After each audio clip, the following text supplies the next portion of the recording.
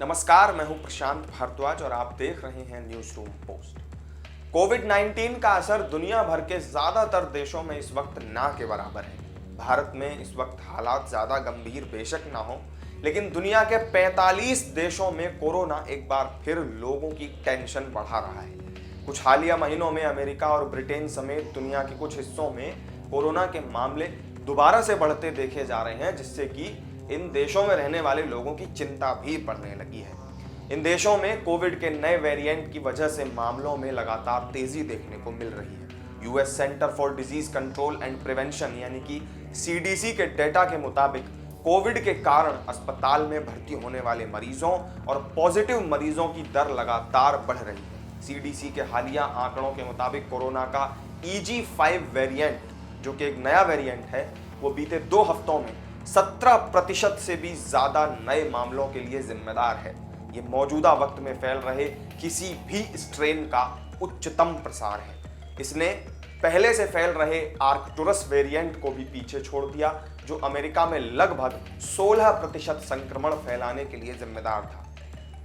विश्व स्वास्थ्य संगठन ने भी पिछले महीने EG5 वेरिएंट को निगरानी के तहत वेरिएंट का जो वर्गीकरण होता है उसमें अपग्रेड किया था, जो चिंता वाले वेरिएंट से एक कदम नीचे है।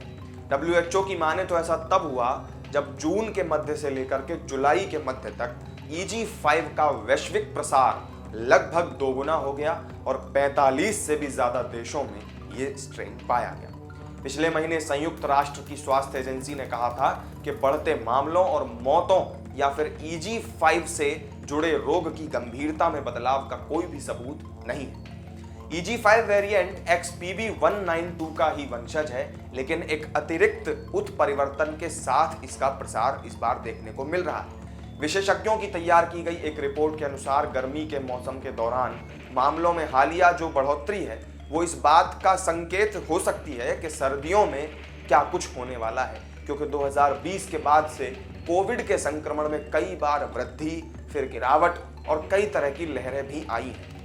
हाल ही में अमेरिका में मई में कोविड-19 पब्लिक हेल्थ इमरजेंसी खत्म हो जाने के बाद से सबसे उल्लेखनीय इस बार के मामलों को कहा जा रहा है। 7 महीने की लगातार गिरावट के बाद कोविड-19 की दरें अभी भी ऐतिहासिक निचले स्तर के करीब हैं। हालांकि अमेरिका ने भी पिछली 3 गर्मियों में कोविड-19 में वृद्धि का अनुभव जरूर किया है, इसलिए इसमें वृद्धि देखना कोई ज्यादा हैरानी की बात नहीं है। विशेषज्ञों का कहना है कि इस बात के अपर्याप्त सबूत हैं कि इस वृद्धि से एक बड़ा प्रकोप होगा।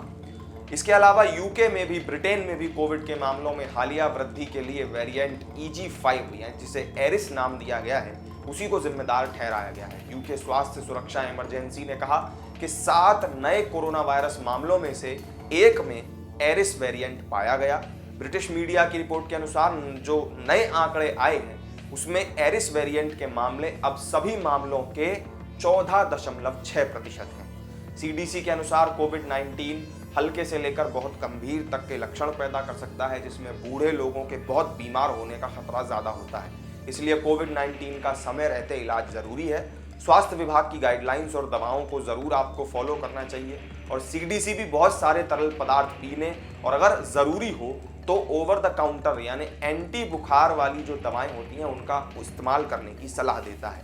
सांस लेने में कठिनाई या सीने में दर्द जैसे गंभीर लक्षणों के मामले में तुरंत चिकित्सा देखभाल की सलाह भी सीडीसी की तरफ से दी गई है। तो इस वीडियो में मेरे साथ फिलहाल इतना ही।